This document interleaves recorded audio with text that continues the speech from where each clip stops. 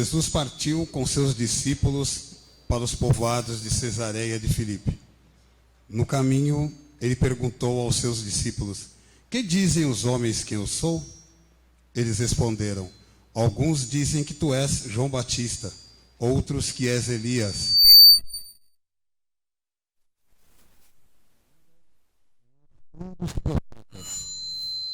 Então Jesus perguntou-lhes: e vocês, quem dizem que eu sou? Pedro respondeu: tu és o Messias. Então Jesus proibiu severamente que eles falassem a alguém a respeito dele. Em seguida, Jesus começou a ensinar os discípulos, dizendo: o Filho do Homem deve sofrer muito, ser rejeitado pelos anciãos, pelos chefes dos sacerdotes e doutores da lei. Deve ser morto e ressuscitar depois de 3 dias. E Jesus dizia isso abertamente. Então Pedro levou Jesus para um lado e começou a repreendê-lo. Jesus virou-se e olhou para os discípulos e repreendeu a Pedro, dizendo: fique longe de mim, Satanás. Você não pensa as coisas de Deus, mas as coisas dos homens. Palavras da salvação. Então nós temos 3 convidados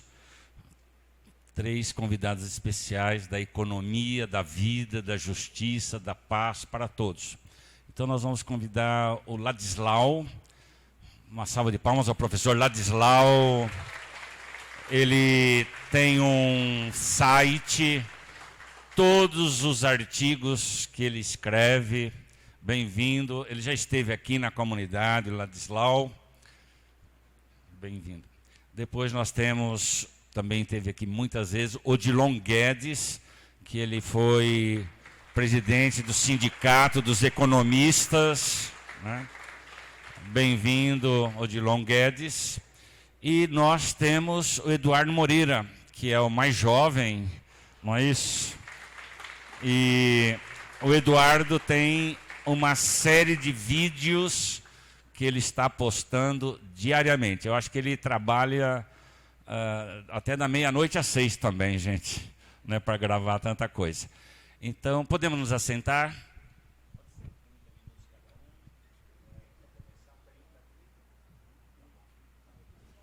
E nós temos 2 jovens que também vão até Assis, né? Que é a Juliana. Cadê a Juliana que vai para Assis? Ela já foi para Assis? Tá chegando.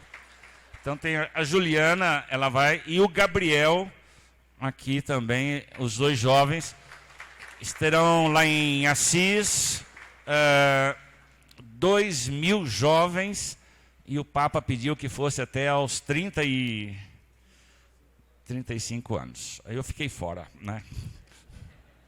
O Ladislau, ele trouxe um livro aqui, que ele tem livros maravilhosos, mas ele trouxe ali, tem uns 40 livros disponíveis, e nós trabalhamos muito aqui nas reuniões de emprego e trabalho, os 4 motores da economia. Toda segunda-feira tem um cartaz, apresentamos, que vai entendendo a economia. Gente, nós estamos aqui hoje, nessa noite, o Papa Francisco, numa luz do Espírito Santo, ele convocou há uns anos atrás sobre Amazônia, né? O Papa entendeu e o momento do sino da Amazônia foi um momento assim de um terremoto, não é isso? Mas é isso que a nossa Marisa falou aqui, não é isso? Quem quiser anunciar o reino, um mundo de paz e justiça, vai passar por isso, né? Depois o Papa fez um chamamento agora da economia, né? A economia de Francisco e Clara. E o Papa está fazendo um chamamento também sobre a educação.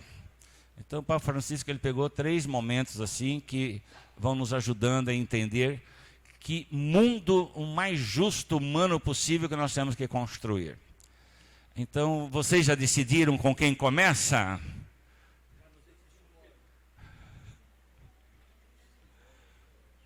Vamos, Eduardo, então? Então nós vamos dar 30 minutos para cada palestrante. E quem tiver perguntas pode ir mandando para frente. 20 minutos para cada um. Depois, quem tiver perguntas, pode ir mandando aqui para frente. Boa noite, Eduardo. Bem-vindo.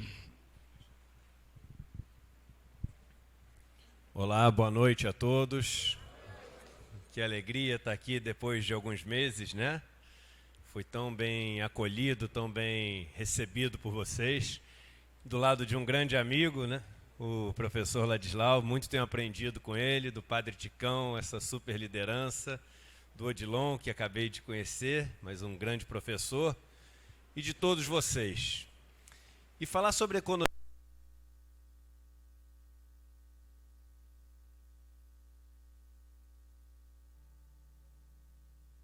Alô? Não, tá tudo certo. E falar sobre economia de Francisco, eu acho que é muito simbólico, né? Porque a gente fala de um rapaz, filho de empresários, que tinha tudo para seguir esse caminho, né, da ambição, da ganância, da acumulação. E aí a vida, por causa de várias coisas diferentes, faz ele escolher o caminho da partilha, o caminho do serviço, o caminho da solidariedade. E a gente falar no mundo de hoje de partilha, de serviço, de solidariedade, eu acho que é mais do que ser somente cristão. Eu acho que é uma questão de sobrevivência. Eu acho que a humanidade, ela chegou num ponto de acumulação de riqueza e de capital tão grande, onde tão poucas pessoas dominam aquilo que a gente precisa usar para gerar riqueza, e tantas pessoas dependem dessas poucas, que o mundo ficou um lugar insuportável e carente de compaixão. O que é a palavra compaixão, gente? Compaixão vem do grego, que é compartilhar a patis. Patis é o sofrimento, como companheiro é compartilhar o pão, de panis. No mundo de hoje as pessoas não compartilham mais o sofrimento, porque nada é mais de todo mundo. Se eu perguntar, e eu fiz essa pergunta da última vez que eu tive aqui, o que nos une? Talvez essa noite aqui dentro da igreja, Cristo. Mas saindo da porta da igreja ali, estamos todos em guerra. Porque nesse mundo que a gente vive, nesse mundo capitalista, selvagem, de disputas, é um mundo onde as pessoas todas estão em guerra. Não tem nada que une mais as pessoas. A gente não pode dizer que a gente faz parte do mesmo grupo porque a gente divide o mesmo território. A gente não divide o mesmo território. Cada um aqui tem sua casa, e se um entrar na casa do outro no meio da noite sem avisar, vai tomar um estabefe na cabeça.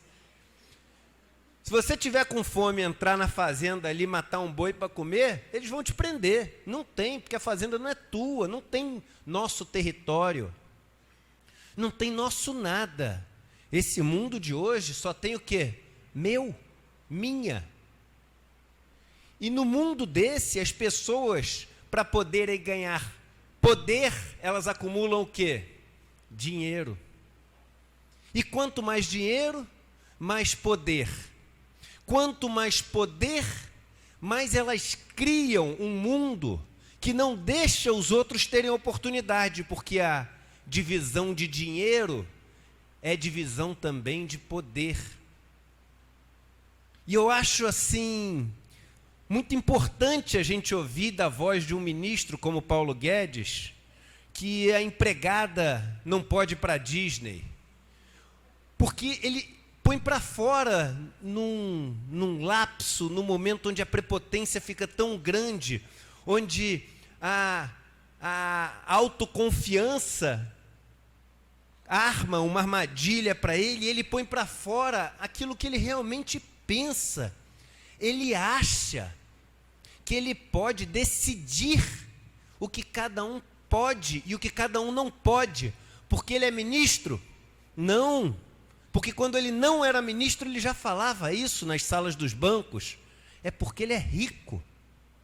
É só por isso. Porque ele é rico. E alguém aqui já falou para o Paulo Guedes o seguinte: Paulo Guedes, olha só, eu não quero que você compre uma BMW, eu quero que você ande de Fiat Uno. Alguém já falou para ele isso? Se ele pode dizer para onde a gente viaja, por que a gente não pode dizer para ele o carro que ele pode usar, o lugar onde ele pode morar, o que ele pode fazer? Ele carece de qualquer restício, de qualquer nesga, de qualquer pedacinho de compaixão. Não existe compartilhar o sofrimento se você não estiver conectado. E num mundo onde, para você vencer, você tem que derrotar alguém, vejam nos livros, nos filmes, nas propagandas, você tem que ser o quê? Um vencedor, não é isso? E para existir um vencedor tem que existir o quê? Um perdedor. É um mundo que força a gente a fazer perdedores. Só que o problema é que se você tem um grupo de 1000 pessoas disputando e um consegue ser o vencedor, você tem 999 perdedores. O mundo não era assim. Quando a gente dividia, por exemplo, a terra, a gente sabia que a força do grupo estava no seu indivíduo mais fraco e não no indivíduo mais forte. Porque se um grupo tinha 10 pessoas e 5 morressem, o grupo ia ficar mais forte ou mais fraco? Mais fraco, porque tinham 5 pessoas a menos para tentar caçar alguma coisa.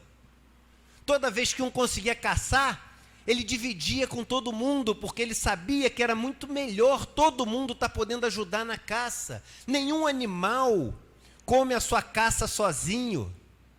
Quando um lobo caça, quando um leão caça, quando um tigre caça, ele chama todos os outros para comerem junto, porque ele sabe que se todos estiverem fortes, ele também está mais forte.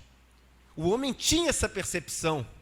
Em Utah, nos Estados Unidos, tem pinturas de 7.000 anos atrás, as pinturas rupestres que eles chamam, e uma das mais famosas chama-se The Circle of Friends, o círculo de amigos. Um grupo de pessoas todas de mão dadas, fazendo um círculo, todo mundo igual. Porque essa era a força do grupo. E não tenham dúvidas, uma sociedade forte é uma sociedade que cuida do seu mais fraco. Os países que têm menor corrupção, melhor saúde, melhor educação, melhor tudo no mundo, não são os países que têm os ricos mais ricos. São os países que têm os pobres mais ricos. Os países que têm os primeiros lugares no índice de desenvolvimento humano no mundo, todos eles, não tem um indivíduo entre os mais ricos no mundo, nenhum. Noruega, Suíça, Austrália, olha na lista da Forbes, não tem nenhum, professor. Dinamarca, nenhum. E além disso, o que esses países têm? Eles têm uma carga tributária que é alta.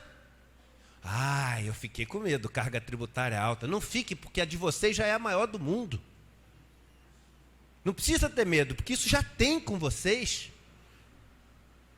O problema é que aquele moço lá, que é o dono do Itaú, é para ele que a carga tributária não é alta. Gente, o que é carga tributária? O que é imposto? Imposto é a nós, como grupo, fazermos o seguinte: vamos pegar um pouquinho da riqueza das pessoas e distribuir de uma maneira diferente. É só isso. É aquela distribuição da caça que o pessoal fazia antigamente. A carga tributária é isso. Então, carga tributária é bom ou é ruim? Não sei.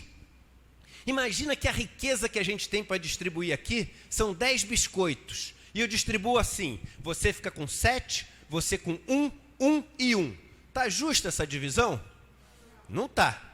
Aí eu vou falar o seguinte: eu vou fazer um imposto aqui, uma carga tributária. E eu, que sou o Estado, eu vou pegar desse grupo de pessoas 3 biscoitos e distribuir de novo entre eles. Eu vou tirar dessas 4 pessoas 3 biscoitos que eles têm e distribuir de uma maneira diferente. Vai ficar mais justo? Sim ou não? Como é que vocês sabem? Eu não falei de quem que eu vou tirar e para quem que eu vou dar? É isso que vocês têm que entender. A carga tributária sozinha, ela não diz nada. A única coisa que você sabe é que com uma carga tributária mais alta, eu tenho mais possibilidades de redistribuir aquela riqueza que existe. Se eu tirar um biscoito só para redistribuir, eu não tenho como fazer muita coisa. Se eu tirar os 10, eu tenho como mudar completamente a distribuição. Agora, se eu tirar um biscoito de cada um que tem um e der para o cara que tem mais, fica pior ainda. Se eu tirar todos do que tem mais e distribuir para os que têm um biscoito, fica muito melhor. Então a carga tributária não quer dizer nada, mas ela pode fazer um país mais justo.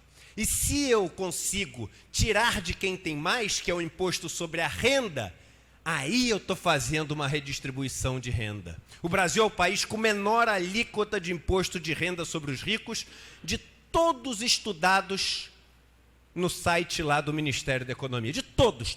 O Brasil é um paraíso fiscal para os ricos. Os ricos não pagam imposto no Brasil. A Dinamarca, como o senhor lembrou, é o país que tem a maior carga tributária do mundo. Só que a carga tributária deles é toda em cima dos ricos ou dos pobres? Dos ricos. É o dobro do segundo colocado no imposto sobre a renda. O dobro.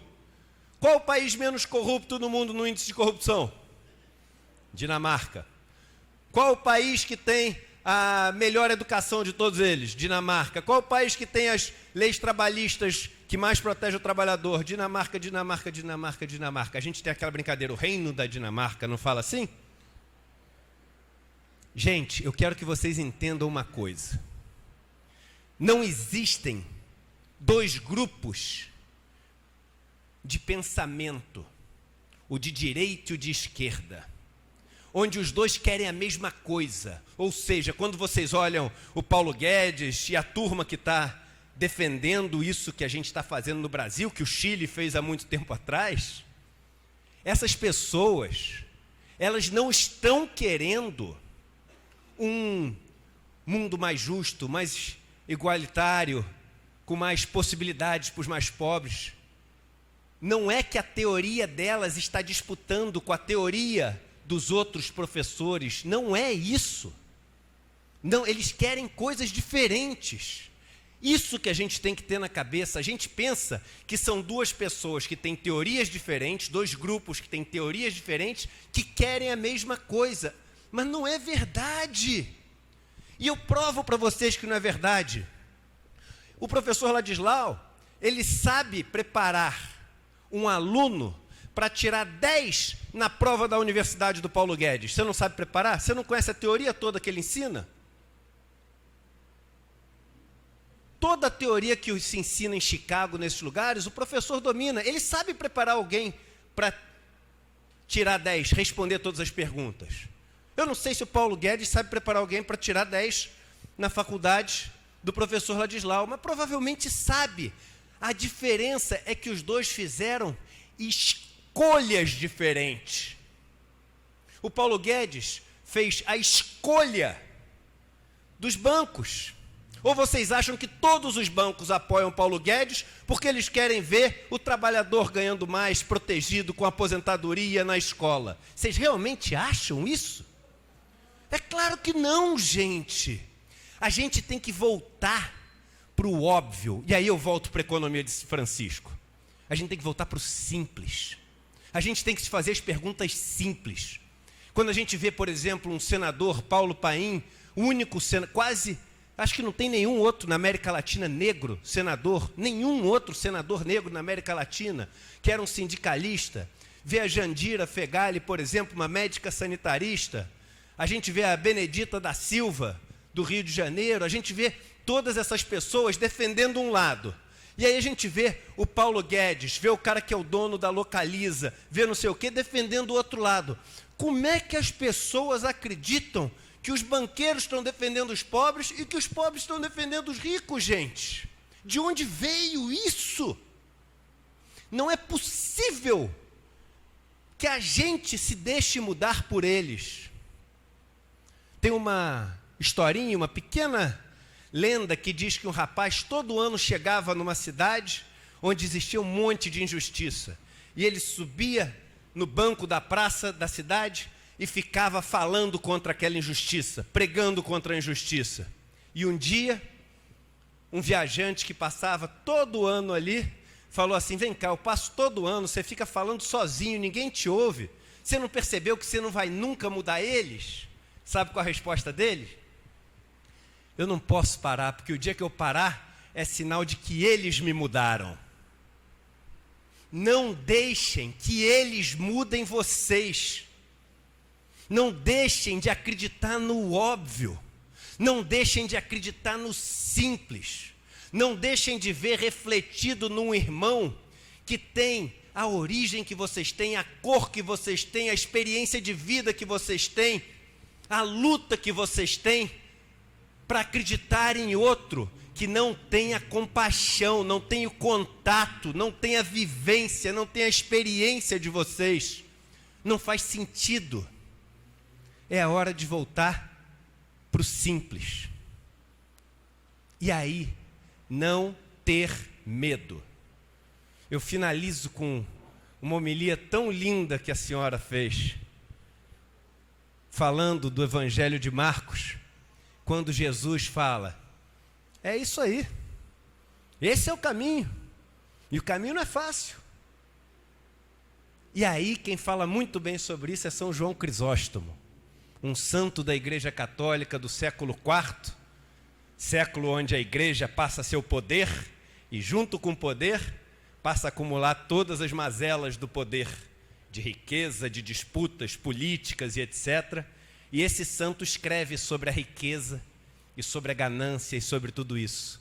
E São João Crisóstomo falava o seguinte: quando a gente quer viver uma vida moral, correta, justa, a gente vai encontrar 3 grupos de pessoas. Um deles que, vendo a gente lutar por justiça, que vendo a gente lutar por quem tem menos, que vendo a gente lutar pelo que é certo, vai ver o brilho nos nossos olhos, vai se inspirar e vai querer imitar.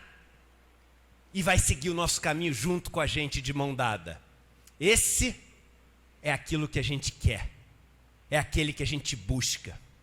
O segundo grupo é um grupo que está tão fechado no seu mundinho pessoal, com o seu ego, com as suas vaidades, que ele não vai nem ouvir o que você vai falar. Você pode dar uma receita de bolo que não vai fazer a menor diferença. Ele não está prestando atenção em você. E esse não importa o que você vai falar, porque você não vai nunca conseguir fazer uma diferença na vida dele. E tem o terceiro grupo, que é aquele que se sente ameaçado com a sua luta por justiça. É aquele que se sente ameaçado por uma sociedade mais igualitária. É aquele que se sente ameaçado por pessoas que são exploradas, passando a ter o direito de comandar sua própria vida. Essas pessoas, quando se sentirem ameaçadas por você, elas vão te atacar, vão te agredir, vão te xingar, vão te ameaçar. Como Jesus foi ameaçado, atacado e até morto. Mas sabe o que São João Crisóstomo dizia? Ele falava o seguinte: por mais que essa seja a reação que a gente menos quer, que a gente menos gosta, que a gente menos deseja, é essa reação que diz pra gente que a gente acertou o alvo. Se não tiver tendo essa reação, é porque a gente está errando o alvo. Então que a gente tenha fé nesse caminho, como Francisco teve. Um homem que sofreu tanto querendo seguir os caminhos de Jesus, que foi o primeiro dos santos a ter as chagas de Jesus, as marcas de sangue no corpo, o sofrimento até o último segundo, sem enxergar, sem conseguir se mexer, com dores no corpo inteiro, mas falando sim para o sofrimento. Me deixa compartilhar o sofrimento de todos nesse meu corpo. Me deixe ter compaixão. Sim para o sofrimento. Porque se eu estou sofrendo, é porque eu estou acertando o alvo.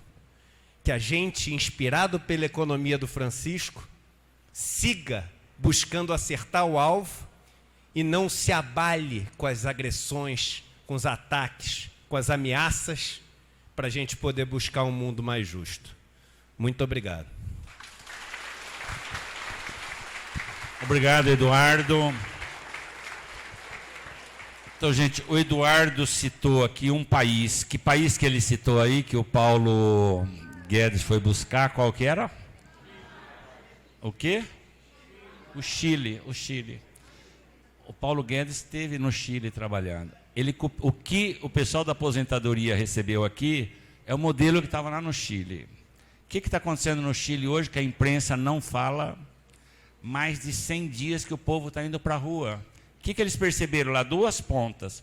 Os jovens perceberam que eles vão ficar idosos, não vão se aposentar, e quem se aposentar vai ganhar um negocinho assim. E o Chile era o país que tinha mais suicídio de idosos. Os dois grupos se uniram, toda segunda e terça eles vão para a rua. Tem cidades que as autoridades políticas desaparecem da cidade naquela noite. O povo está o quê? Não suporta o modelo econômico que se implantou no Chile. E o Chile era, não é isso?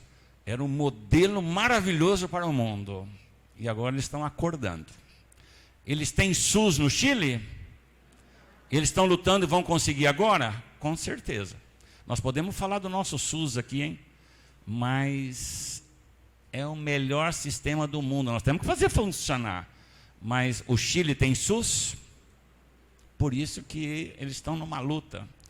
Vão mudar a aposentadoria lá, o que eles enfiaram aqui para nós. Mas, gente, vamos com tudo isso que o Eduardo falou, maravilhoso, não é isso? Está todo mundo com mais esperança, sim ou não? Ixi, com esse ânimo, o Papa Francisco... Vamos lá, então. O Odilon Guedes, ele esteve aqui acompanhando a Escola de Cidadania há vários anos. E hoje ele volta aqui e ele está propondo da gente retomar. Vamos ver se segundo semestre, ano que vem, a gente retoma na escola. Bem-vindo, Odilon Guedes. Bom, boa noite, pessoal. Prazer estar aqui novamente. Já vim várias vezes aqui participar da escola.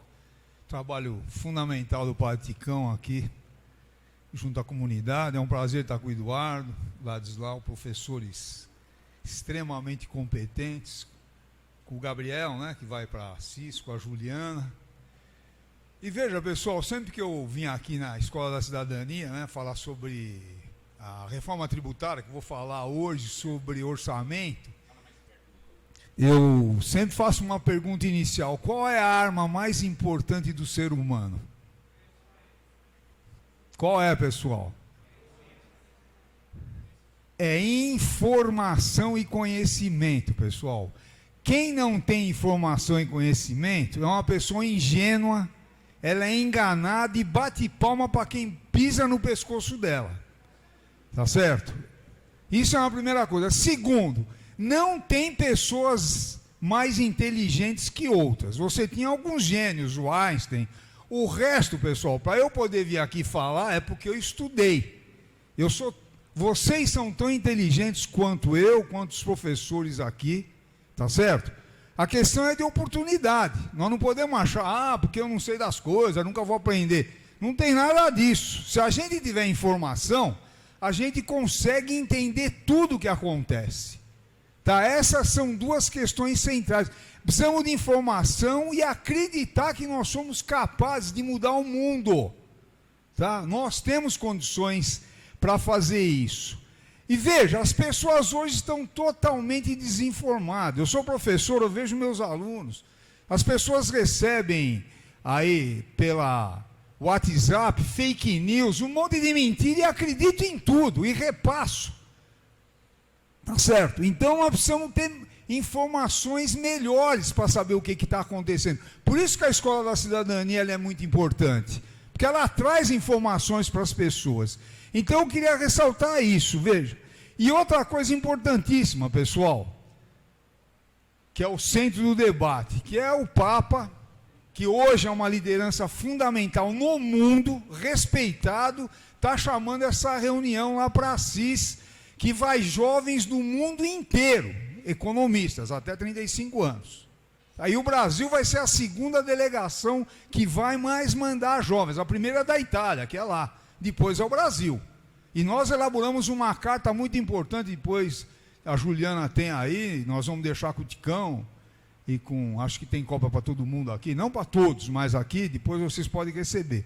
Então esse é o debate, pessoal. E o que o Papa está falando? Que não dá para viver num mundo desse, pessoal.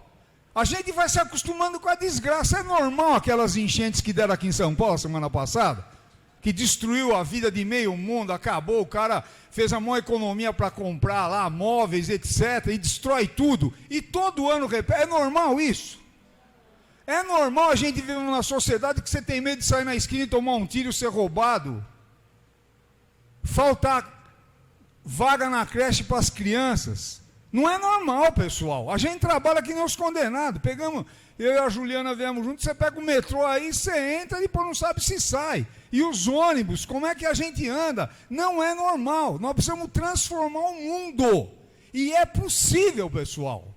Tá, o professor Ladislau vai falar aí. Você tem uma renda brutalmente concentrada. Aqui no Brasil tem 6 bilionários que têm mais dinheiro do que 100 milhões de pessoas. Não é possível isso, pessoal. Tá certo? Quer dizer, o cara lá, o que ele vai fazer com esse dinheiro todo? Eu fiz um trabalho no fim do ano aí passado, publiquei um artigo, que aí a revista Forbes, que o professor Ladislau, numa reunião falou, aí eu comprei. Tem 206 bilionários no Brasil. Um deles é o Paulo Lerman, tem 104 bilhões. O outro é o dono do Banco Safra, 96 bilhões.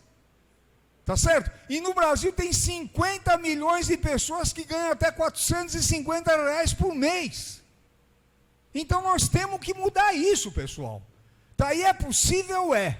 E aí vejam, primeira coisa fundamental, o Estado no Brasil, pessoal, o governo, tem um papel fundamental. Os dados que eu sempre dou, 83% de quem estuda no Brasil antes de entrar na faculdade, está em escola pública. 160 milhões de brasileiros não têm plano de saúde, depende do SUS. Pesquisa e tecnologia, 95% é feito em universidade pública. Veja, o Estado tem que ter recursos para investir. Precisa cobrar tributos, tá certo ou não tá? Que a gente paga, a IPTU, ISS, ICMS, IPI, etc. Agora, o Brasil é o fim da picada. Porque eu começo a falar e acabo esquecendo do tempo. Veja, pessoal, o Brasil é um país de uma injustiça brutal. 6 bilionários têm mais dinheiro do que 100 milhões de pessoas. E na questão tributária, quem paga mais tributo no Brasil é a população de baixa renda, pessoal. Os milionários não pagam nada. E por quê, né? Porque as pessoas falam, pô, mas como é que isso é possível? Porque é o seguinte, a maior parte do que a gente paga de tributo está embutido no preço das mercadorias. Você compra arroz, sapato, roupa, televisão, tudo que você compra lá, o preço está embutido os tributos. E para dar um exemplo aí, uma televisão, 45% do que a gente paga são de tributos. Então, uma televisão de R$2.000, R$900 vai para a mão do governo. Para vocês verem a injustiça, se um sujeito, um cidadão que ganha R$1.000, comprar essa televisão, ele está pagando R$900 de tributo, é 90% do salário dele. E uma pessoa que ganha 50 mil, para nem falar dos bilionários, ganha 50 mil por mês, ela vai pagar os mesmos R$900. Esse Paulo Lerman aí que tem 106 bilhões, quando ele comprar a televisão, ele vai pagar os mesmos R$900. Isso é um absurdo. Então, o que o governo tem que fazer? E vai entrar agora o debate da reforma tributária. Nós temos que lutar por uma reforma para diminuir o tributo que as empresas pagam, ICMS, IPI, porque aí as mercadorias vão ficar mais baratas. 50% da carga tributária que a gente chama de tributo de imposto indireto, que é ICMS, IPI. É muito importante vocês saberem disso, tá certo? Então o governo, nós temos que defender para o governo diminuir o tributo das empresas, teoricamente vai baixar o preço das mercadorias, vai favorecer esse trabalhador que ganha R$1.000, e aumentar o imposto dos ricos. Não é normal quem ganha mais pagar mais? Isso não é nada de revolucionário. Isso é o que já acontece nos Estados Unidos, na França, na Alemanha, na Inglaterra. E aqui no Brasil eu vou dar alguns exemplos para vocês saberem.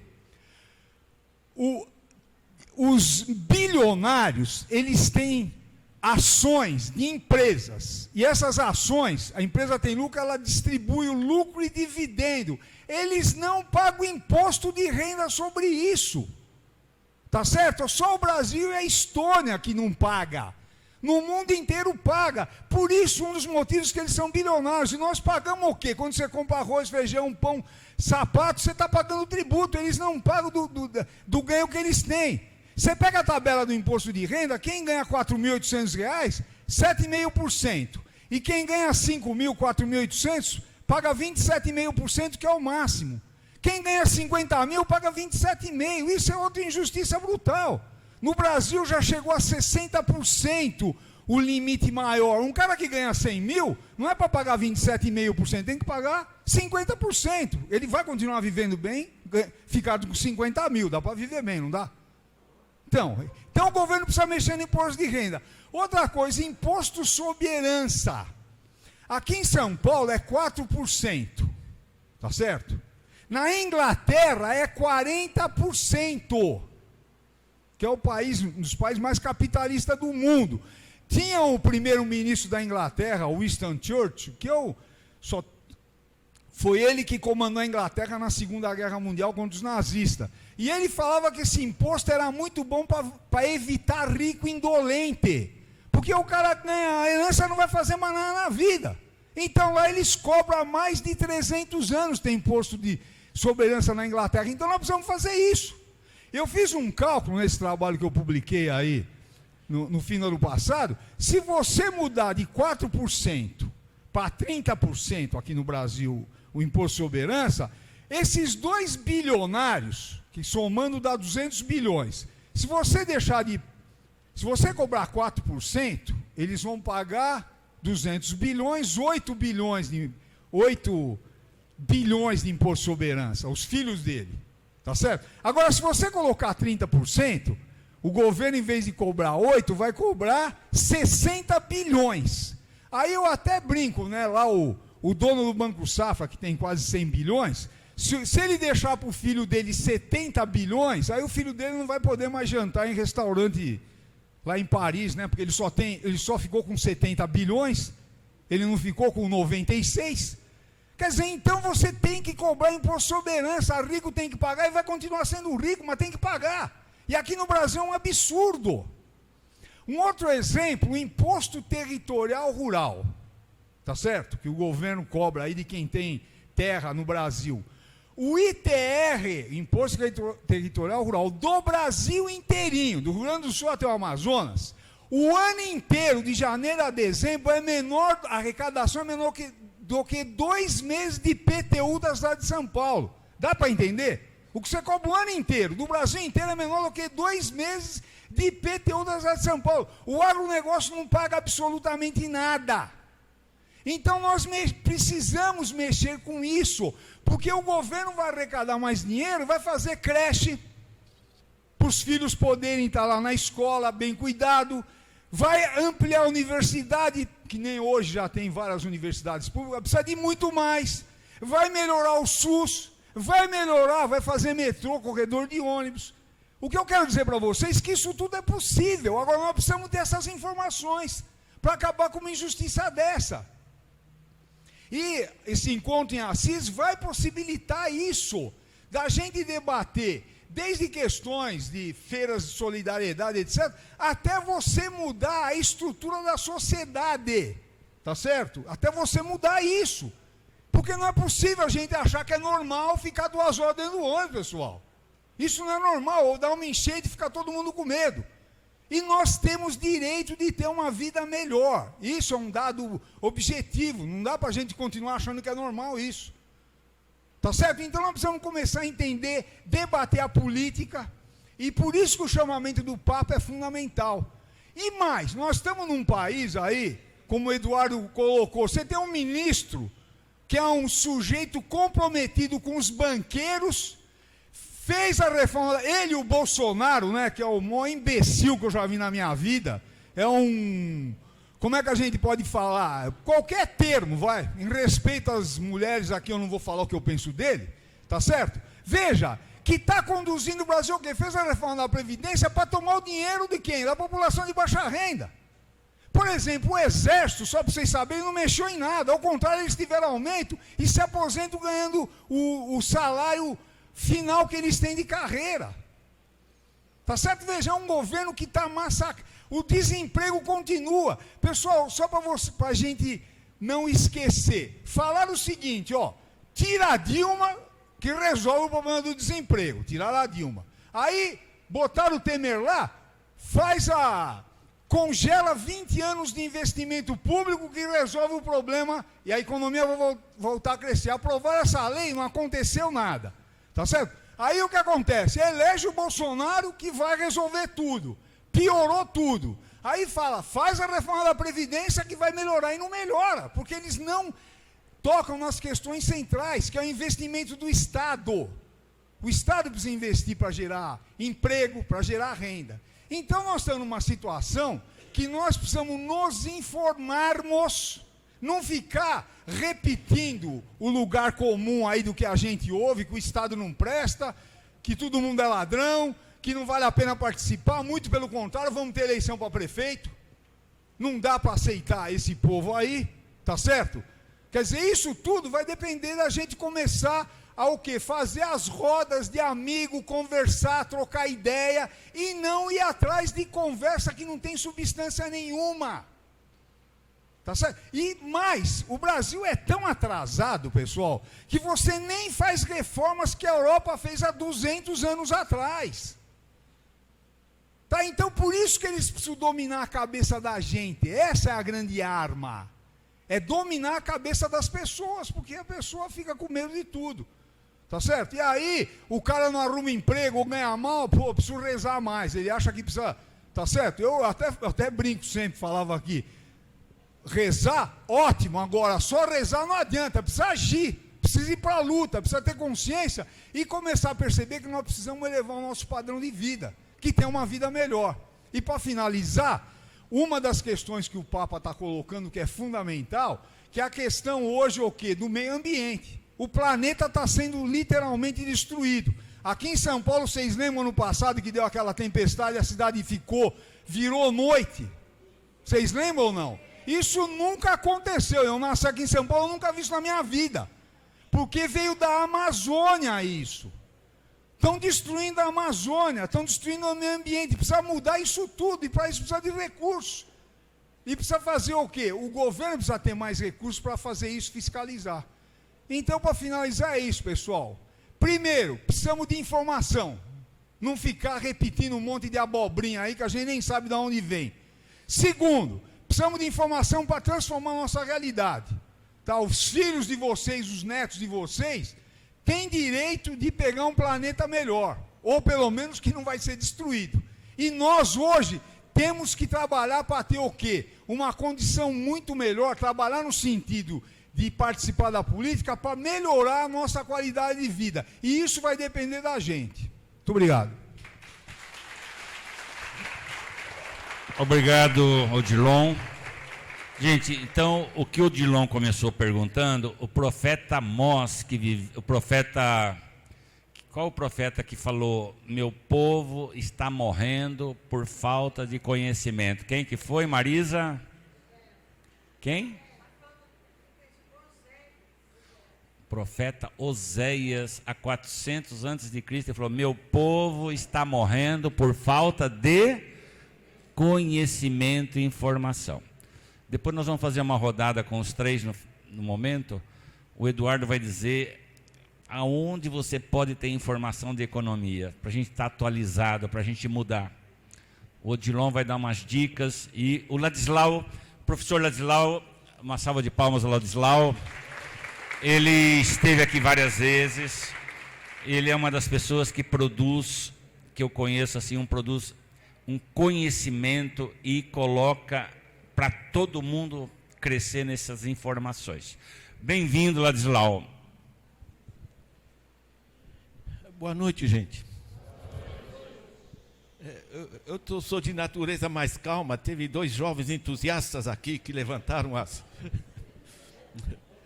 Eu queria trazer compreensão de mecanismo. Primeiro, esse negócio de falar do conhecimento é central. Sabe? Enquanto as pessoas não entenderem como se faz essa bandidagem toda, eles vão se lambuzando, né? Certo? Porque cada um fica mais ou menos indignado com uma coisa, com outra, com o alagamento, com o transporte, com isso, com aquilo, com o salário, né? Mas as coisas continuam, né? Então, esse trabalho, né, que o Eduardo faz com esses vídeos, com essas entrevistas, eu acho um baita negócio, né? E como uma pessoa que viveu esses processos de como, através... Não sei se tem alguém endividado aqui. Não tem, né?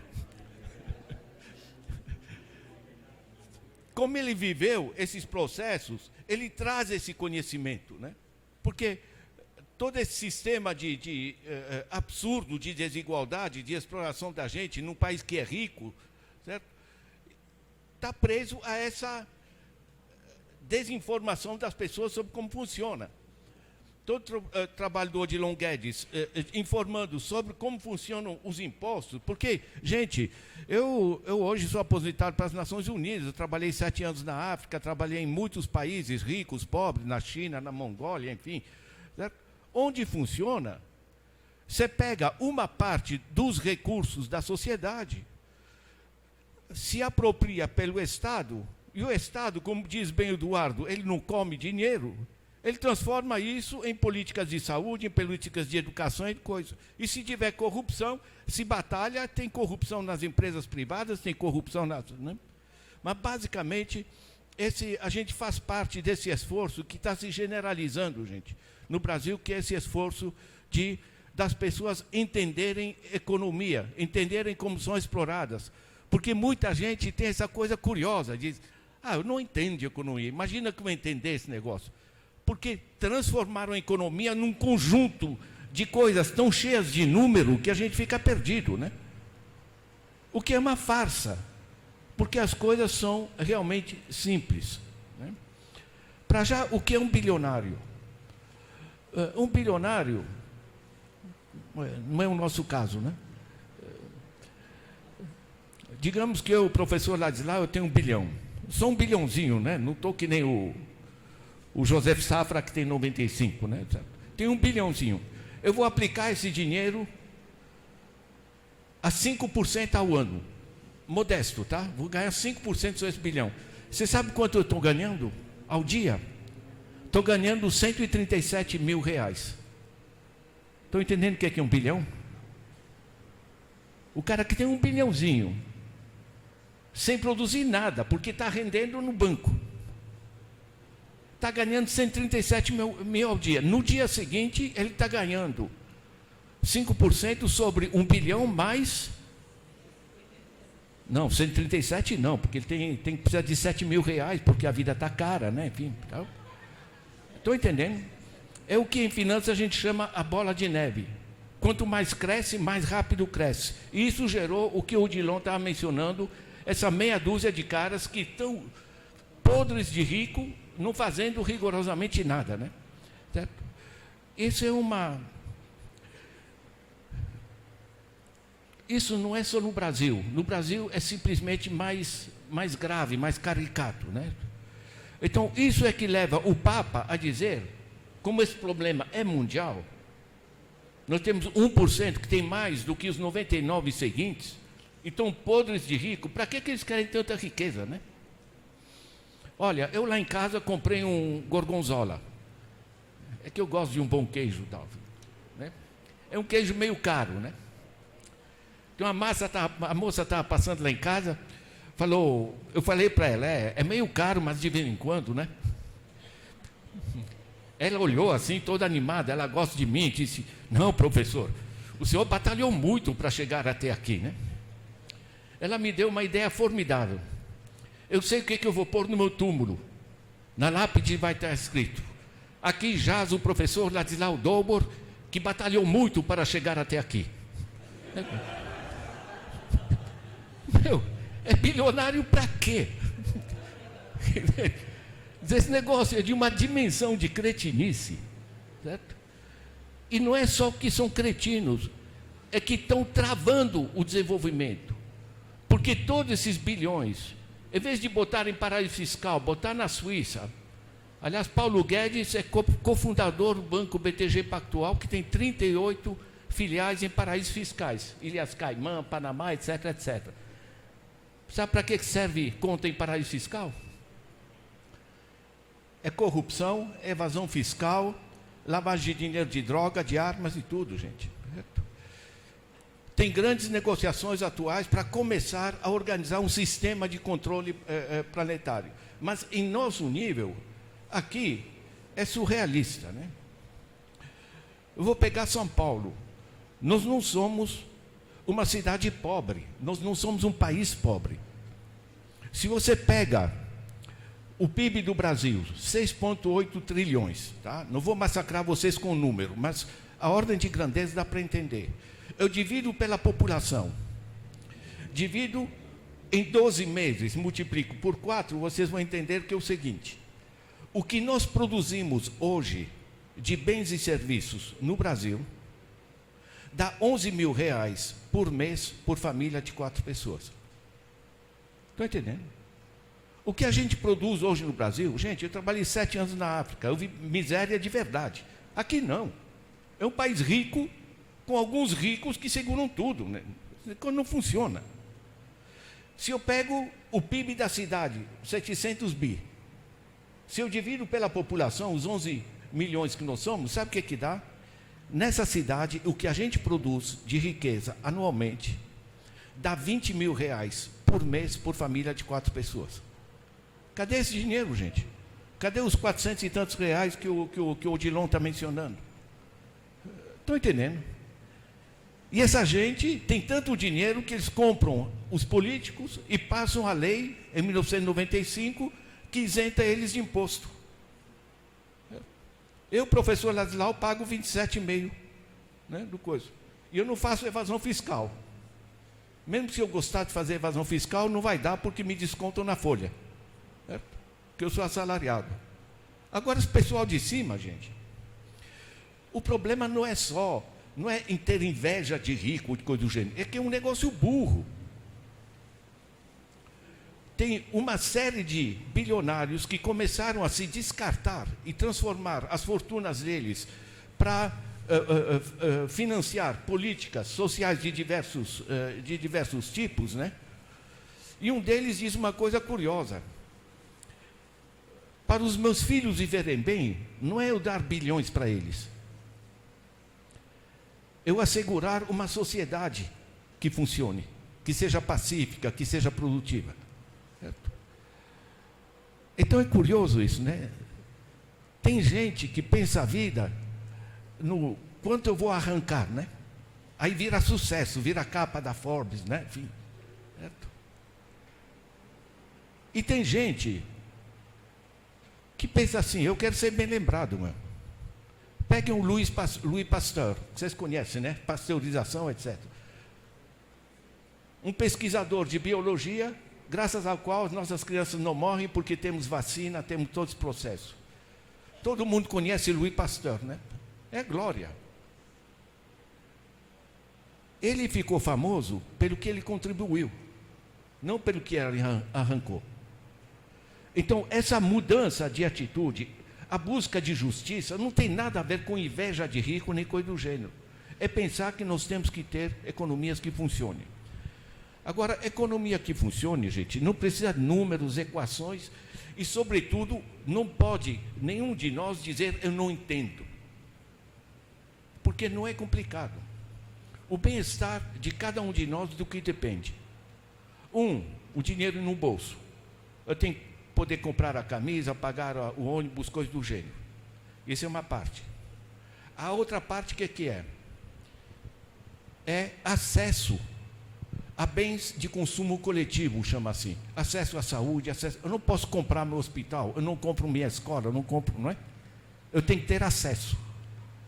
Então, o bem-estar das famílias depende, de um lado, de ter o dinheiro no bolso, e a gente tem que assegurar um equilíbrio de redistribuição de renda. E, por outro lado, temos que ter, sim, a parte que vai para o Estado, que a gente chama de salário indireto, que nos permite ter o SUS, ter a escola pública, ter a rua asfaltada, ter um conjunto de processos, né? Por que não um rio limpo e piscoso, como tantos países estão fazendo, coisa do gênero?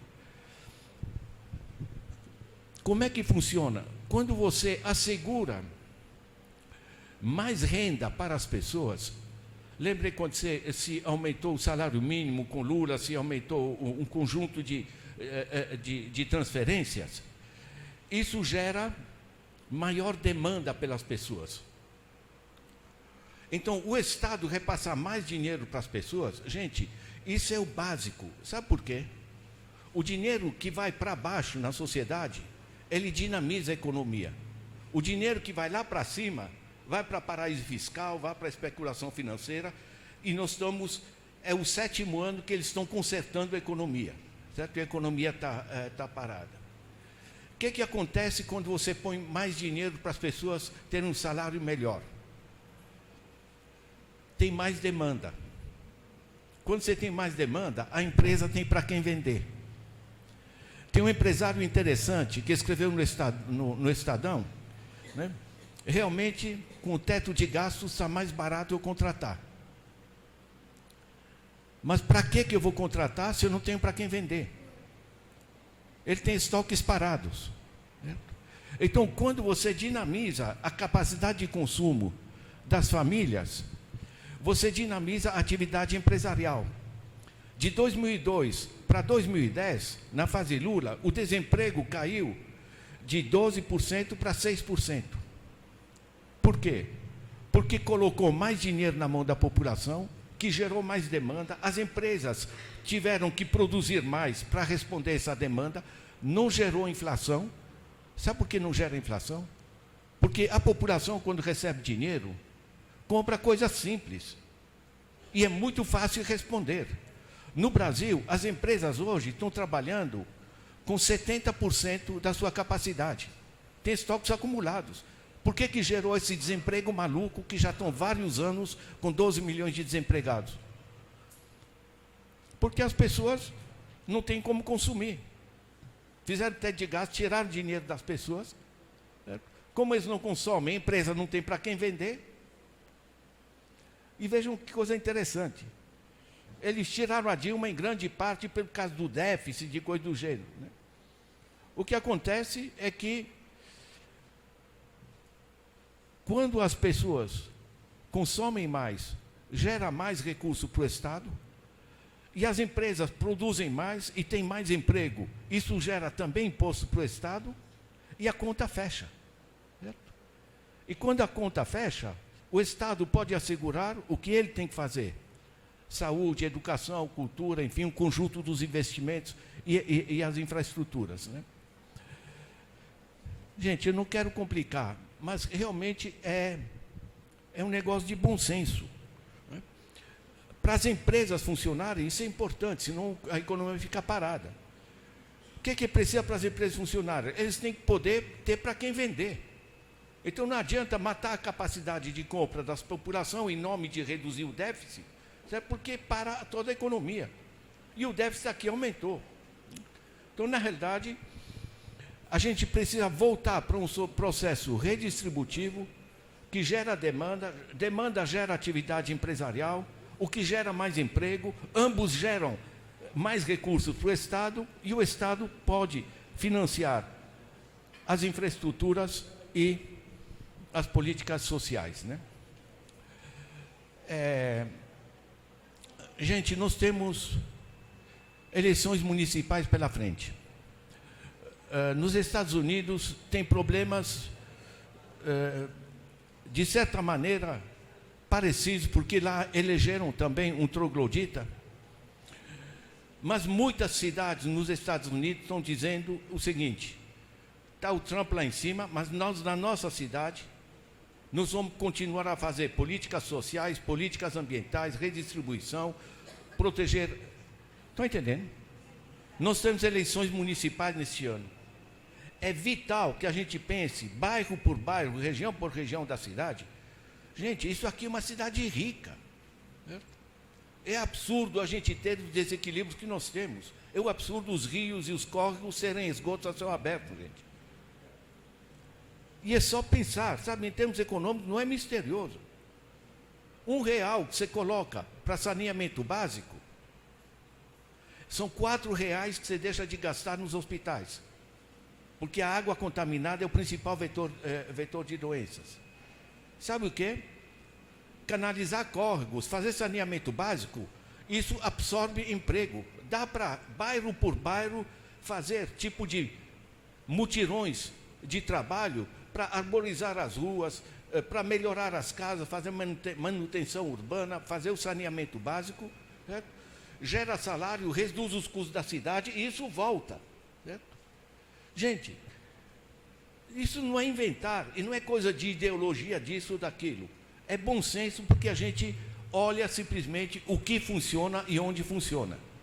Gente, onde funciona é onde a economia é orientada para o bem-estar da população e não para os banqueiros. Né? É isso aí, gente. Obrigado.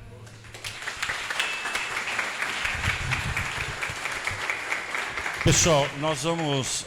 O Gabriel vai e a Juliana, os dois vão para juntar em Assis com 2.000 jovens.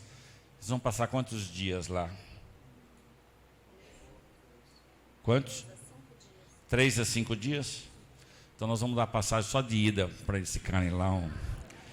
Então, a Juliana, 3 minutinhos para ela dizer a motivação que ela está indo. Depois nós vamos fazer uma rodada com o Eduardo, o Odilon e o Ladislau, deles darem algumas dicas para que a gente possa ser uma pessoa mais bem informada, né? A informação ela é decisiva numa transformação. Então vamos lá, Juliana. 3 minutinhos. Obrigada, Padre Ticão. Eu cheguei aqui hoje e fui super acolhida e bem recebida. Então eu quero agradecer, porque quando eu cheguei já me ofereceram um chá delicioso e uma água com laranja e com abacaxi, que tudo que eu vinha preocupada e pensando das questões da vida, da saúde, da família, de tudo, eu já me refiz. Então quero agradecer a quem nos acolheu aqui, especialmente as mulheres da comunidade. E desculpem, está tocando um alarme aqui, é de um remédio que eu já estou aprendendo aqui com o Padre Ticão a substituir por óleos e coisas bacanas que são feitas aqui na comunidade. Né? Tá certo.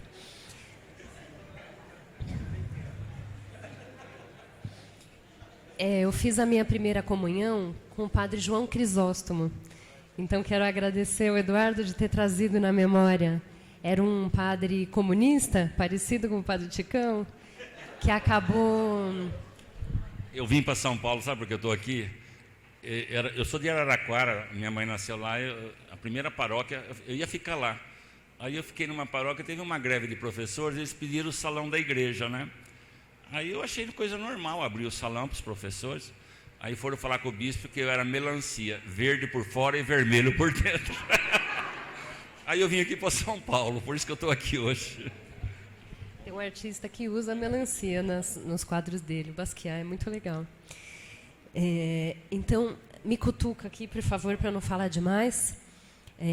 Eu tenho meditado esses dias numa coisa que o Papa Francisco tem falado muito, de que a gente não vive uma época de mudanças, mas uma mudança de época, que é uma mudança do tempo, né? E imagino que vocês se sintam um pouco como eu também, de me sentir no olho do furacão, de uma grande mudança que dificilmente quem está vivendo essa mudança consegue entendê-la, né? E acho que percebo que nossos professores aqui nos ensinaram um pouco disso. E que cada uma de vocês ensina isso no dia a dia, né? E me veio à cabeça também uma ideia do Francesco, nosso Francisco, sobre terra, teto e trabalho, que são os 3 T's da mudança, da força, da soberania dos povos. E que a ideia de terra tem a ver com o direito da gente comer sem veneno, que tem a ver com o direito de a gente não pagar a água que toma, que tem a ver com o direito do salário digno, da renda mínima universal, de um acesso à justiça que inclua redes de proteção contra a perseguição. E quantas pessoas com quem a gente convive não estão sendo perseguidas hoje? Quantos padres, quantas lideranças comunitárias, quantos indígenas não estão sendo mortos? Né? Quantas mulheres, por conta das violências, dentro e fora de casa, incluindo o trabalho, incluindo as festas populares, como é o carnaval, por exemplo, né? E também as questões da guerra do 5G, porque as guerras comerciais e a privatização dos serviços públicos são mais convenientes do que as guerras armadas, né? O João Pedro Stede, ele estava falando há poucos dias no encontro do CESEP, o encontro que tem todos os anos na PUC, dos movimentos sociais, onde nós assinamos o Pacto das Catacumbas. Ele falou do absurdo da privatização dos serviços públicos para substituir as guerras e de como comercializar a água está sendo mais rentável do que vender leite em muitas indústrias, né? E pensando no Pacto das Catacumbas, que é uma coisa que a gente pode discutir depois melhor durante a semana, que resgata uma iniciativa lá da década de 60, ainda quando Paulo VI era o Papa, eu me lembrei que, subindo a Rua da Consolação, há pouco tempo, eu parei no cemitério para ver algumas tumbas, porque eu acho que os mortos falam, né, pela história deles. E eu conversei com os coveiros. Perguntei para eles do que as famílias estavam chorando ali, o que tinha acontecido com as pessoas que tinham sido enterradas. E eles me responderam: câncer e suicídio. Então eu trouxe uma bolsa amarela, porque amarelo é o sinal das lutas em favor da escuta dos jovens, das crianças, dos idosos que estão sofrendo e não estão tendo espaço para discutir os seus sofrimentos. Então, eu quero agradecer de vocês estarem aqui hoje, de me receberem hoje, porque eu acho que é uma discussão de vida, de esperança, de alegria, num momento de crise aguda, de desespero, de muita dor, e que esses espaços de encontro, de poder olhar nos olhos, pegar na mão, ouvir as experiências de luta das mulheres, dos jovens, isso é incrível, isso nos engrandece, isso faz o coração bater mais forte. Obrigada. E eu queria contar que eu vim aqui também para ouvir o Gabriel, que é parte da juventude que está indo para lá. Eu já sou mais velha, já sou mãe, minha menina tem 19 anos, passando a faculdade agora, e eu quero ouvir esse cara aqui que tem uma grande responsabilidade das novas gerações, né? Obrigada, gente. Um beijão para vocês.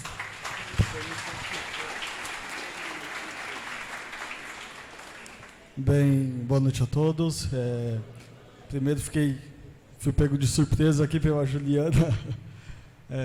Bem, boa noite. Eu fui um dos jovens selecionados para ir para esse encontro de economia de Francisco, na qual o Papa convida jovens, economistas e ativistas sociais. É importante essa proposta do Papa Francisco de realmar a economia, em que ele, em uma conversa com o Prêmio Nobel Joseph Stiglitz, ele montou esse pacto de uma nova economia, uma nova mudança da forma de consumo para que possamos discutir e mudar o mundo. Creio que é isso. Obrigado. Ele é mais objetivo que o Papa, viu, gente? Obrigado, boa viagem para vocês. Pessoal, foi falado aqui que esse ano nós vamos ter eleições, né? Cada vez mais a gente precisa fazer um bom debate aberto, Às vezes a gente vê gente se degladiando por nomes, por isso, aquilo, que não constrói nada. É verdade ou não é?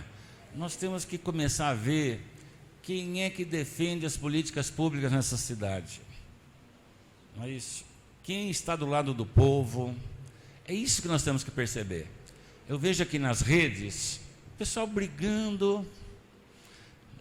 E olha que livro que eu ganhei hoje, com autógrafo, gente. Corpo Anticâncer, Dr. Larry Ribeiro. Ele mandou até com um autógrafo aqui para mim. Falou que vai vir um dia aqui também fazer uma... Quem conhece o Larry Ribeiro? Ódio traz câncer, hein, gente?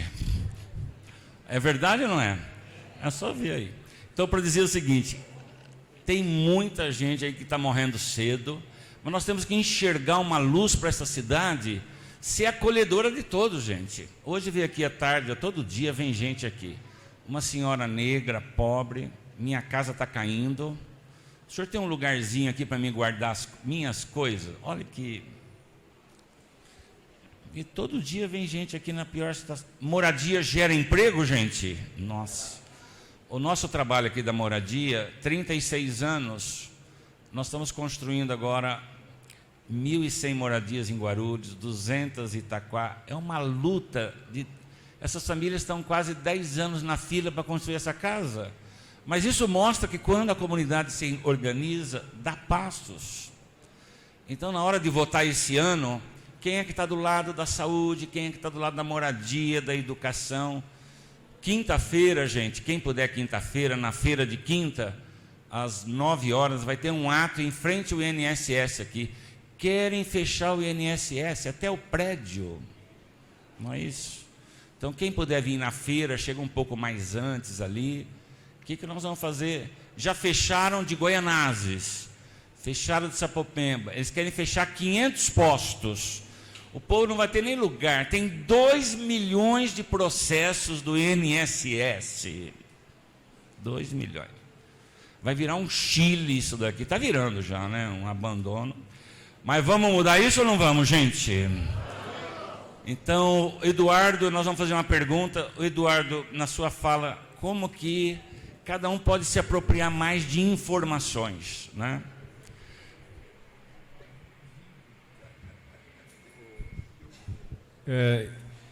Bem, gente, primeira coisa é um alerta, né? Esse ano vai ser um ano muito difícil economicamente, como foi 2019. A taxa de juros caiu muito no país, a gente está com uma taxa de 4 e pouco por cento no país. Para os pobres não caiu muito, mas para os ricos caiu muito.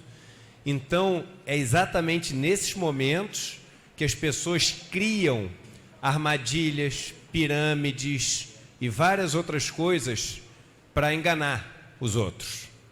Então, são exatamente nesses períodos onde surgem aquelas fórmulas que você vai ganhar 3% ao dia, que você vai ganhar 10% ao mês, sem risco nenhum, comprando uma criptomoeda, comprando um imóvel na planta, no lugar que vai lançar e vai valorizar muito, então você pode se financiar em cima daquilo. Então, cuidado, gente. Primeira coisa que eu queria falar no ano é o seguinte: cuidado. Quando você está...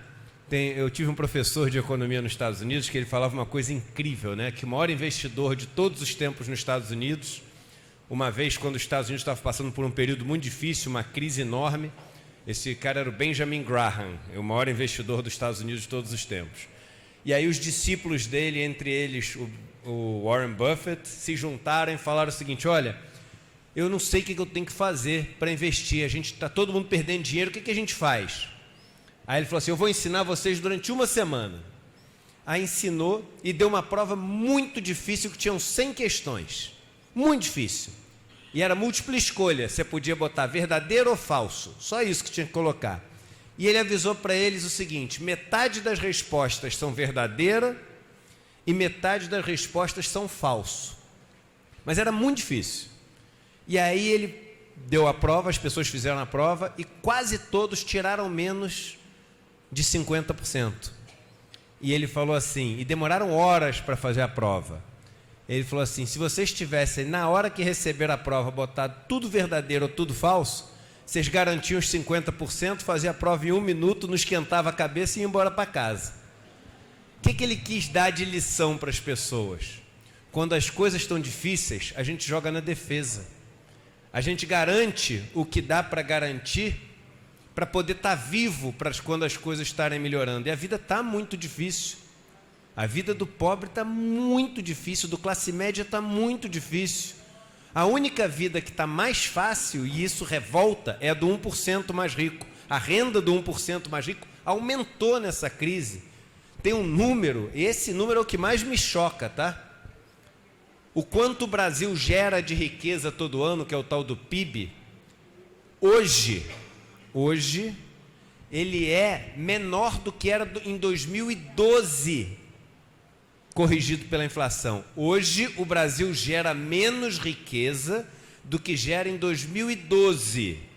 Nesse período, os bilionários do Brasil, o que eles têm de dinheiro junto foi de 250 bilhões de reais para 1 trilhão e 300 bilhões de reais. Ou seja, enquanto o Brasil ficou mais pobre, eles ficaram 1 trilhão de reais mais rico, e hoje eles juntos têm quase 20% do PIB brasileiro em patrimônio. Então é o seguinte, não caiam no canto da sereia esse ano. Não entrem nos investimentos. Ah, mas foi o meu cunhado que mostrou. Ah, é pior ainda. Cunhado é pior, que eu tive sorte. Meu cunhado é bacana, mas não tem. Ah, o meu amigo que trabalha no banco. Não tem. Não tem. Onde se informar? Infelizmente, isso é uma coisa que está difícil. Está difícil porque a grande mídia, ela está toda embarcada nessa onda do Guedes. Eu vou fazer uma pergunta aqui. Reforma da Previdência. Quem foi o mais prejudicado na reforma da Previdência? Isso, mas dentro do pobre, do pobre, o povo negro. O povo negro foi o mais prejudicado com a reforma da Previdência. Eu quero fazer uma pergunta para vocês. Quantos negros vocês viram falando sobre a reforma da Previdência em algum canal de televisão durante todo o ano que foi discutido? Como é que pode? Nenhum. Por quê? Não tem negro economista no Brasil? Não tem negro com opinião no Brasil? Por que eles não deixaram nenhum? Então é muito difícil você se informar pela mídia tradicional. É muito difícil. Tem alguns jornais que são, eu acho, um pouco melhor. O El País é um jornal que é um pouco melhor. elpaís.com.br. Tem reportagens boas, explicadas. Mas assim, é complicado esse negócio. Um dos melhores sites que eu conheço é o do Ladislau, que você entende as coisas com muita facilidade. E ele fez uma coisa que é incrível, que é o seguinte: ele pegou o livro dele e transformou em vídeos de quanto? 10 minutos, professor? 10, 15 minutos? 10 minutos cada. Então ele vai contando os capítulos do livro dele e dando aulas de 10 minutos. Poxa, de graça, está à disposição de todo mundo. Todo mundo, ele vai botar o site aqui. Todo mundo deveria acessar esse site. Tem coisas incríveis. E eu queria só falar ainda, todo mundo falou sobre eleição, eu queria falar uma coisa para vocês. Vocês acham certo a gente não ter quase mulher na Câmara Municipal, na Câmara de Vereadores, na Assembleia Legislativa, na Câmara Federal, no Senado? Vocês acham certo a gente não ter mulher? Vocês acham certo a gente quase não ter negro? 54% da população brasileira é formada por negros, 52% é formada por mulheres. A gente não tem. O agronegócio brasileiro, os latifúndios, eles são de menos de 0,5% das pessoas. Eles têm 300 deputados, mais da metade dos deputados. Então vamos combinar um negócio? Mulheres, vamos votar em mulheres? Mas vamos votar com vontade, vamos? Vamos colocar mais negro para poder votar e tomar as decisões desse país? Vamos? Mas vamos mesmo, gente. Vamos falar isso com os nossos amigos, vamos falar isso com a nossa família. Vamos colocar mais mulheres, mais negros, mais membros da periferia, porque não é porque o cara lá tem toda a pinta e quer ficar falando difícil, contando história para a gente não entender, que o cara sabe, ele sabe menos. Ele sabe menos, porque o simples é o auge da sofisticação. Leonardo da Vinci já falava isso. E por último, a última dica da eleição. Pergunta para o dono das empresas onde vocês trabalham em quem que ele vai votar. Fala que você quer uma dica. E aí o nome que ele disser, esse você não vota de jeito nenhum, porque ele quer coisa diferente de você. Muito obrigado.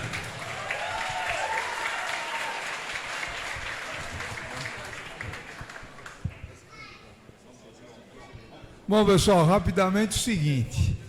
Precisa acabar essa conversa que nenhum político presta, todo mundo é ladrão e não vale nada. Eu tenho uma experiência pessoal, fui 2 vezes vereador na cidade de São Paulo, fui subprefeito e fiz um trabalho muito legal e nunca deixei de dar aula. Tá certo? Enquanto eu era vereador, eu dava aula, subprefeito. E fiz coisas importantes para a cidade. E uma delas, o Maluf está na cadeia por causa do trabalho que eu fiz junto com o meu gabinete. Sério, pessoal. Tá? Que eu fiscalizava. Nós, o meu gabinete, fiscalizava o orçamento público e nós pegamos toda a corrupção dele. É que no jornal sai que o Ministério Público foi atrás. Agora, quem entrou no Ministério Público fui eu, com o trabalho que nós fizemos. Tá? E como subprefeito de Jabaquara, fiz uma série de obras possíveis que dá para fazer. Então, e não era só eu, não. Tinha vários vereadores seríssimos. O que eu quero chamar a atenção é o seguinte, precisa acabar com essa conversa de que nenhum político presta. O que a gente precisa saber é escolher corretamente. Tá? Saber o passado dele, o que ele se propõe a fazer. Tá? E depois que eleger, seguir o que o cara está fazendo pelo seguinte, pessoal. Qualquer mudança no país, quem decide são os políticos. Reforma da Previdência, foram os deputados que votaram. Mudou a política do salário mínimo, o governo que determinou. Tá certo? A questão do congelamento dos gastos para educação e saúde, os deputados que aprovaram. Então não adianta a gente falar que não tem nada a ver com isso, porque os caras vão lá e mudam. Você vota nos caras que o agronegócio faz campanha e depois reclama do quê?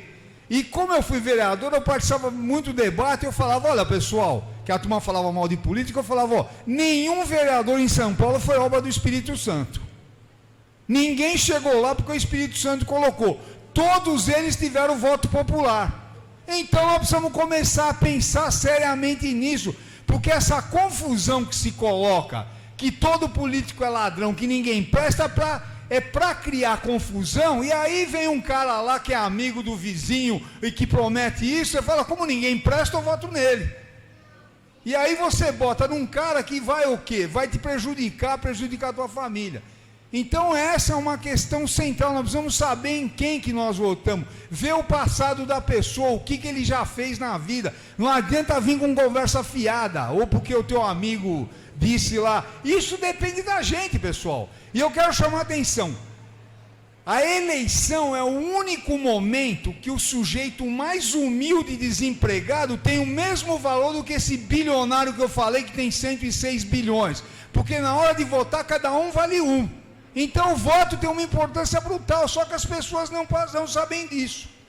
Então essa é a mensagem. E do ponto de vista de entender economia, é acessar o canal do Eduardo e o site do Ladislau, que eu não tenho nada disso, mas vocês acessando, vocês vão aprender muito. Muito obrigado.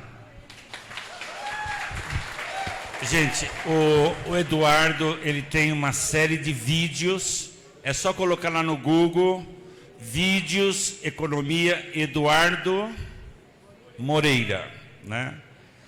Tem uma proposta aqui bem rapidinho, tem o Vinícius, cadê o Vinícius? O Vinícius tem uma proposta que, se para o segundo semestre, se tem gente interessada em fazer um curso de economia, seria mais ou menos de agosto a novembro, uma vez por semana mais ou menos isso, né? Alguém se interessa, sim ou não? Tá. Então, vamos amadurecendo a proposta e implantando aqui. O Ladislau, ele já colocou aqui e ele vai dizer um pouco o conteúdo. Olha, é uma riqueza de informações práticas. Olá, Ladislau. Gente, a gente chamou isso de pedagogia da economia. É um trabalho que a gente faz em boa parte com o Instituto Paulo Freire. Eu posso falar de Paulo Freire porque eu herdei o melhor de Paulo Freire. Casei com a filha.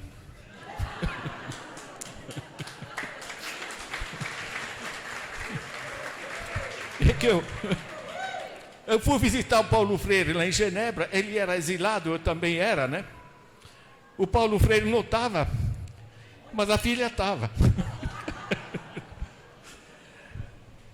Brincadeira à parte, sabe o que é? O trabalho de Paulo Freire, eu participei ainda em Pernambuco das primeiras aulas de alfabetização de Paulo Freire. Aqueles negócios no interior, em Angicos, aquelas aulas que davam. Ele via a educação assim, como não é ensinar como foi Dom João VI, Dona Carlota Joaquina, etc. É as pessoas poderem se apropriar do conhecimento e, através do conhecimento, se apropriar da sua vida. Não serem apenas empurradas. A alfabetização era isso, por isso que prenderam ele. Certo?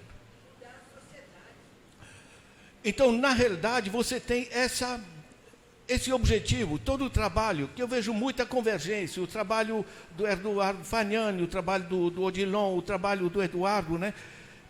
Todos os trabalhos que faz o Suplicy, todos nós tentamos trazer a compreensão das dinâmicas, porque quando você adquire esse conhecimento, você aprende a dizer não, você aprende a se proteger, você aprende a se organizar como comunidade para protestar contra certas coisas absolutamente escandalosas. Né?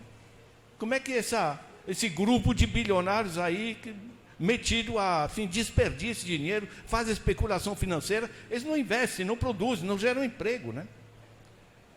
É fantástico você ter uma cidade como São Paulo, que tem tanta coisa para fazer e tanta gente sem emprego. Essas coisas se juntam. Você põe um pouquinho de dinheiro e a coisa roda. O meu blog, gente, ele já tem mais de 20 anos. Muita gente pega conteúdo no meu blog. Obrigado. Nós trabalhamos ali, todos os artigos, os estudos, são gratuitos. Vocês podem pegar, repassar, né? Podem imprimir, podem, enfim. Sabe o que é? Se gerou uma comunidade de gente que trabalha em conjunto. Um grupo de favelas do Rio, recentemente, pegou esse meu livro, pegou os vídeos e fizeram um curso online. Muita gente tem computador em casa. Muita gente tem um celular que pega. Ou seja, isso aqui está em livro aqui. Eu trouxe alguns, quem quiser adquirir. Nós estamos pegando com desconto. A editora me autoriza a descontar para R$30. Então ali, eu trouxe 20 porque é pesado. Não é 40, como você falou aí. Mas ele também está gratuito online e está em forma de vídeos. E se vocês contactam o Instituto Paulo Freire, ele organiza para vocês uma plataforma de discussão. São cursos que estão fazendo em diversas partes do país. No meu blog, vocês têm ali dicas de leitura. Livros interessantes que vale a pena vocês pegarem. E vocês têm o Happy Hour. Happy Hour é para dizer, enfim, momento de relaxamento. Tem ali piadas, tem receita de pão, tem, enfim... Meus alunos acham que eu coloquei receita de pão para ver se atrai as pessoas, para as pessoas lerem os textos, né? Imagina. Gente, nós dependemos de vocês. A gente gosta desse país, né? Que vocês se informem. Cada informação dessa que vocês peguem é uma arma, sabe? E vocês podem repassar para outros. Isso gera uma sociedade que retome as rédeas do nosso desenvolvimento, né? A gente gosta dessa terra, mas ela está na mão de gente que realmente está esculhambando com esse negócio, né? Eu, quando vejo o que eles fazem, e quando terminam a mensagem dizendo Pátria Amada Brasil, sabe, dá um mal-estar, entende? Porque os limites do cinismo parece que não existem, né? Mas, gente, nós somos muitos, nós temos esse dever, nós professores, de repassar conhecimento, vocês de repassar, trabalharem, de absorverem conhecimento. Esse negócio de você organizar um curso de economia, vocês podem usar os meus vídeos. Agora eu coloquei outro livro, chama O Pão Nosso de Cada Dia. O Pão Nosso de Cada Dia, por quê? Porque esse é o sistema de trabalho, como se organiza a produção no país. Tá? São 5 vídeos de 15 minutos que vocês podem pegar também gratuitamente. É um livro de economia. Por que chama O Pão Nosso de Cada Dia? Gente, eu sou professor da PUC de São Paulo, Pontifícia Universidade Católica de São Paulo. Eu pego o livro de economia, qual é o título que eu ponho? O Pão Nosso de Cada Dia. Estou de bem com a reitoria, estou de bem com o cardeal. Brincadeira à parte, gente. Você sabe o que é? Isso aqui não é curso. É um mutirão que a gente está lançando para o país se reapropriar através do conhecimento dos seus próprios destinos, né? Boa sorte para todos nós, gente.